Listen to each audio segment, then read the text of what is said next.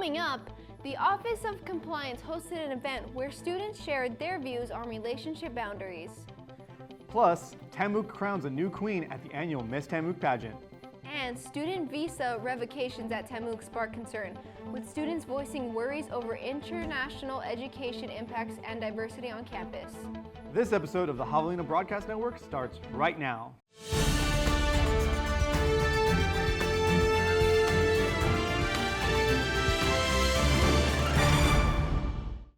Welcome to this episode of the Javelina Broadcast Network. I'm your host, Bella Grossman. And I'm Dominic Valdez. Let's get right into the news.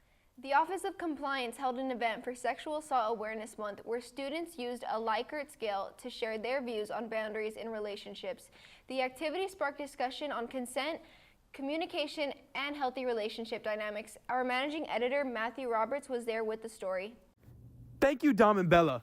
This is your managing editor, Matthew Roberts, and April is Sexual Assault Awareness Month, where we stand by and recognize those who have been affected by sexual assault. Well, I think Sexual Assault Awareness Month is especially important on a college campus is because, I like to look at a university as like a small city, right? And so part of what these awareness programs do are they're spreading not only awareness of the issue, but also knowledge on how to navigate these issues. So at the end of the day, we want everybody to be able to engage in relationships in a healthy manner, where everybody is being respected, their boundaries are being respected, and everybody is happy and safety. Because the alternative is if people are ignoring those boundaries and the consent, they could potentially end up in our office, and there can be some consequences or even criminal proceedings, because a lot of these things do double as crimes as well. So it's super important that we bring awareness to that issue so that we can spread knowledge on how to appropriately go about getting consent so that these issues don't develop. What other events can students look forward to this month on campus for Sexual Assault Awareness Month? Take Back the Night, which is sponsored by Student Health and Wellness. Typically there's food available at that event, but it's also really important to understand stories of people that have gone through these types of events, and it's a night of acknowledgement. And then we will have Denim Day. So Denim Day stems from a court case in, I believe, Italy, where somebody was found responsible for sexual assault, but when the case went to the judge for sentencing, or when he was looking at the facts, he believed that because she was wearing denim jeans, that she had to have helped them take off the jeans, so they actually overturned the conviction. And so as a form of protest, what happened after that is people started wearing denim, and so now it's become the last Wednesday of the month of April. And so we have a Denim Day competition, and so look for your email where you can participate, where you can decorate jeans with awareness, messaging, and also compete to win gift baskets. And so, yeah. What do you guys do for a student who comes with a complaint or a problem or just something that happened to them here on campus? First and foremost, we try to make them safe, create a space where they can share their story and hopefully get back to some semblance of normalcy, but to also give them their options as far as what's available to them for support, but what the process will look like from start to finish, and just an understanding that the college community is here to help support them and make sure that they're safe and that they can complete their education. Thank you for watching. This has been your managing editor, Matthew Roberts. Now, back to the desk with Dom and Bella. The annual Miss TAMUK pageant lit up Jones Auditorium as contestants competed for the 2025 title and a $1,200 scholarship. The evening showcased talented, poise, and school spirit. Matthew Nicholas was there to see the exciting new 2025 Miss TAMUK come into the light. Thanks, I'm Matthew Nicholas with the South Texan here at Jones Auditorium, where they are holding the annual Miss TAMUK pageant. Let's take a look and find out who will be the next Miss TAMUK for 2025. How does it feel seeing Miss TAMUK being handed down by the next generation? I really like that we're keeping this tradition alive. Being able to be the one to hand down that crown, it made it feel really bittersweet. It's closing a chapter in my life, but it's opening another one for somebody else. And I think that's just really awesome that they get to experience all the fun things that I experienced. What is something you would like to see done in the future for Miss TAMUK? I would absolutely love to see some type of passion project implemented in the university for Miss TAMUK. I think that a lot of times we are always asked and prepped for, what do you want to do for this university? What is your passion, and what change do you want to make and legacy do you want to leave behind for the university?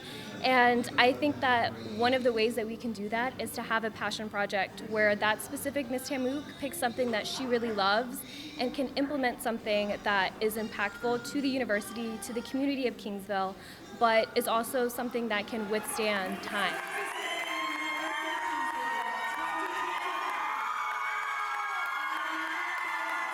So what inspired you to participate in Miss TAMUK? Honestly, as a Latina in STEM, I felt that younger generations should think of Miss TAMUK as a role model, as someone who's breaking society boundaries and being an engineer or a plus-size Latina Miss TAMUK, and be a role model for their community. What cause or issue are you most passionate about and why? One cause that I'm very passionate about is giving a voice for the younger generation of females who don't see themselves in my position as an engineering major, but hopefully in the future do. And when they think of Miss TAMUK, they think of an engineering icon. All right, so what criteria do you consider most important when selecting the contestants?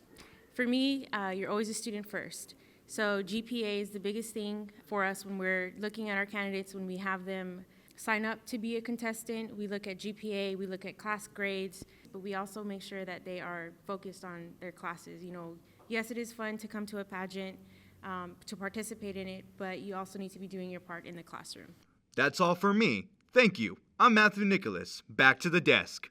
Now for everyone's favorite segment, Hoggy Highlights. The School of Music hosted a vibrant mariachi showcase featuring talented bands from across Texas. Students and community members enjoyed lively performances as groups displayed their musical skill and passion. At the Women in Music event, Criselda Morel, band director of Las Cuatas Middle School, and Dr. Teresa Chen, professor of Texas A&M University Kingsville, shared their personal journeys and experiences as women in the music industry.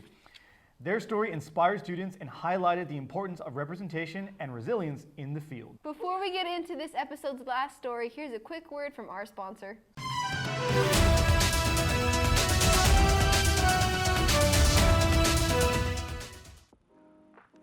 Hey guys, my name is Mark Boz and I'm the host of the Off the Clock podcast where we talk about the NFL and the NBA.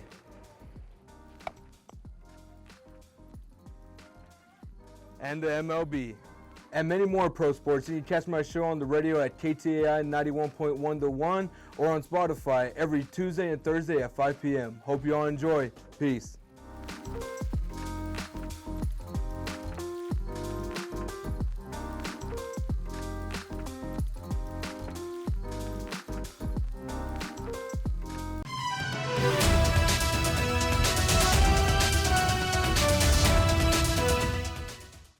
Javelinas, welcome back to the second half of this episode of the Javelina Broadcast Network. I'm your host, Bella Grossman. And I'm Dominic Valdez. Let's get right back into the news. As of April 22nd, 9 TAMUK students have had their student visas revoked, sparking concerns across campus. Students expressed worries over the sudden change. Our managing editor, Matthew Roberts, and Ciana, our digital editor, was there with more. International students around the country have been affected by the revocations of their student visas, 9 of them coming from our campus, Texas A&M University, Kingsville. And although all 9 have been reinstated, it has still affected our college community. How does stuff like this affect our community of students? Obviously, this is very sad for myself and our fellow Javelinas. I do think that this does affect our campus community and our campus culture. I do know that the university is doing everything that they can with those students and connecting them to the correct resources and places on campus to help ensure that they do get to stay. So I do know that our university is working tirelessly on that, but it is a little sad that those students, that this did happen to them. Can you give a message to the students that are being targeted? Yeah, I would just say that, we're here for you here at this university, and that if this does affect you, that please reach out to the proper people so they could get you in the proper connections that you need. Reach out to the Office of International Students so they can get you in contact with people so we can ensure that you do get to get a quality education and stay here on campus. We would celebrate our international students frequently, and now they risk of visa revocation. As SGA president, how does this make you feel? Yeah, like I said, I'm very sad for them. This does really stink. I know that they're here to get a quality education that they can use and get a degree that's very versatile. So this does, as student body president, I don't feel good about it, but I do know that there are things being done behind the scenes and that there's a lot of work being done to ensure that these students are being able to stay here. What kind of changes would you like to see in how the government handles student visa revocation? Well, for one thing, give the students proper due process. I've seen in the media lately, and even even this current issue, the revocation of visas in South Texas. What I've heard, what I've seen, and what I've read so far, and what's been presented in media, is these students have, from one day to the next, had a visa or had the right to practice education within Texas and all across the United States, to the next stage is not having a visa at all. Especially considering those who participated in pro-Palestine protests, which is, I mean, that's your First Amendment. It's guaranteed to all citizens in the United States. It's granting fundamental constitutional rights that are afforded to all United States citizens, including international students and immigrants, for that matter, of any kind. Now, with the more recent decision to possibly give the students back their visas, what's your opinion on that?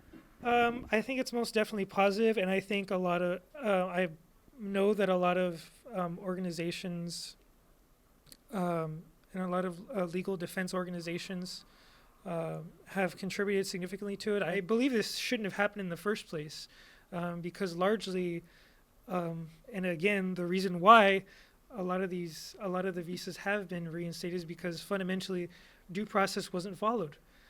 Their rights were violated, and that's a very negative issue that should have never even happened. I think it just demonstrates the negative social conditions predicated upon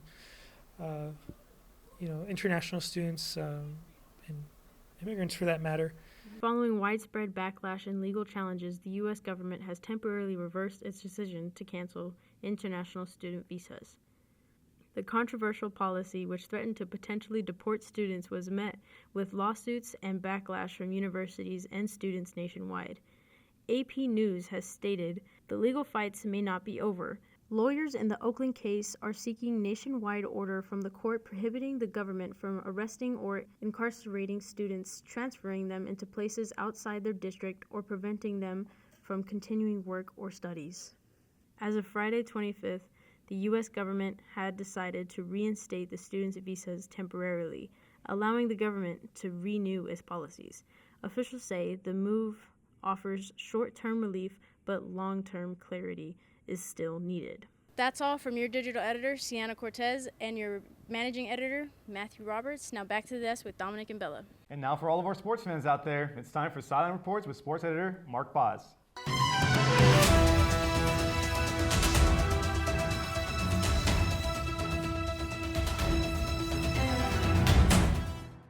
Hey everyone, it's your favorite sports editor Mark Boz, and let's get right into some news. Javelina track and field continue to be on a roll as multiple Javelinas continue to break school records. Just a few weekends ago, TAMUK hosted its annual Cactus Cup track meet. Both men's and women's combined for a total of 8 first-place finishes. The women received 3 first-place finishes, while the men had themselves 5. 6 of those 8 events that won saw 7 new Cactus Cup records also. South Texan Spotlight Athlete of the Issue, Paxton Hare, finished 2nd in discus, but still broke the throwing record and placed 3rd in the nation, right behind teammate Ronald Mosqueda. The Javelina baseball team continues to stay on a roll, sweeping Texas A&M International and winning the 4-game series against 21-ranked St. Edward's University. The Javelinas look for a chance to get into the tournament, and the odds are getting hot. Beach volleyball finished in 4th place at the AVCA Beach Volleyball Championship Gold Bracket, and they finished the season with a new record high of 25 total victories on the season. By the time this comes out, all sports will be done competing besides track. So congrats Javelinas on an amazing year for all teams, and the next episode will be a wrap-up on all sports. But now back to the desk.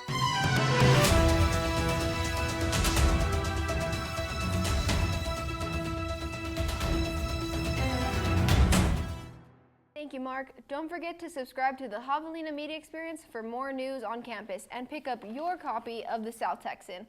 I was your host, Bella Grossman. And I was Dominic Valdez. Thank you for watching this episode of the Javelina Broadcast Network.